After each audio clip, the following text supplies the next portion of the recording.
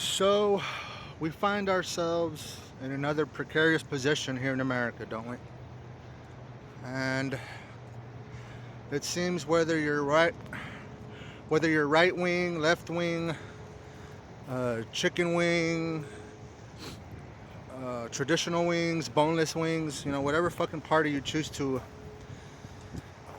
ascribe to, it's really a weird one for me, I guess, in my short life of living. Um, this is the first time in American politics that it feels like both sides already have their mind made up. Like, from the fucking get go, from the start. And there is no, well, Cheeto Man's gonna have a speech today, and hopefully he'll sway some voters from the Sleepy Joe Harris squad, and then maybe they'll jump on over to the Donald side, or vice versa. You know, we're gonna have the border czar Kamala and Sleepy Joe give a speech in bumfuck Kentucky, and hopefully they'll sway some Trump voters, and we'll bring those votes from Team Red to Team Blue. We might sway a couple of voters. That's all we need. We just need a couple. We just need a handful. And in this year, the year 2024, it just feels like that has not been the case from the fucking get-go, like at all. It's just, it feels like this year especially, it feels like people are voting not due to policy. People are voting in spite of the other party. So it's like your vote is rooted and based on disdain and hatred for the opposing party. And you have this, case of mental retardation with, the Dems that are like, oh, we're going to vote blue no matter who. Yeah, that'll stick it to them. Rock 'em and sock 'em robots. We're gonna vote blue no matter who. Yeah, I reckon. It's like, is that not the most like childish, fucking juvenile frame of mind when it comes to electing a president, into American office?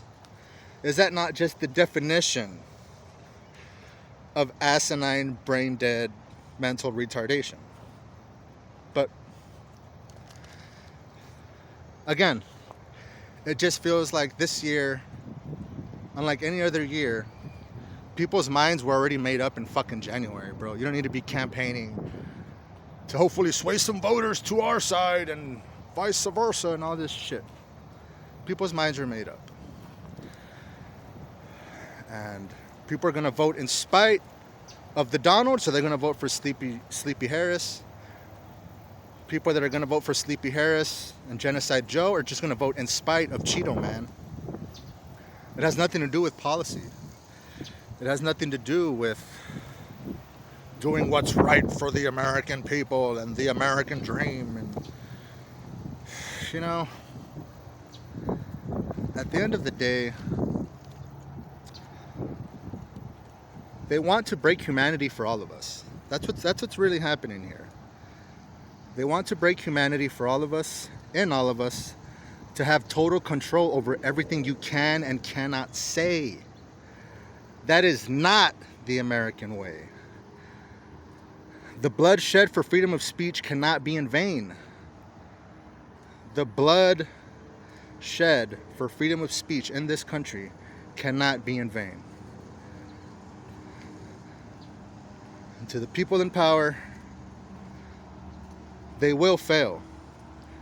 And their failure will come at the price of our success. They want to crush us, but they can't crush us. Don't hand over your freedoms, your rights, your freedom of speech, freedom of expression. Don't let them take that away from you. Regardless of who you're voting for. Just never forget that, and never, ever let them take that away from you. Because they want to break humanity for all of us and all of us. to have total control over everything you can and cannot say. That's what they want. They want control over everything you can and cannot say, whether it's in person, whether it's on the internet, whether it's on social media. They want to control everything you can and cannot do, and that is fucking bullshit. They cannot control everything and excuse me. They want to control everything you can and cannot say, and that is not the American way. And the bloodshed for freedom of speech cannot be in vain. Again, they will fail. They will fail. And their failure will come at the price of our success.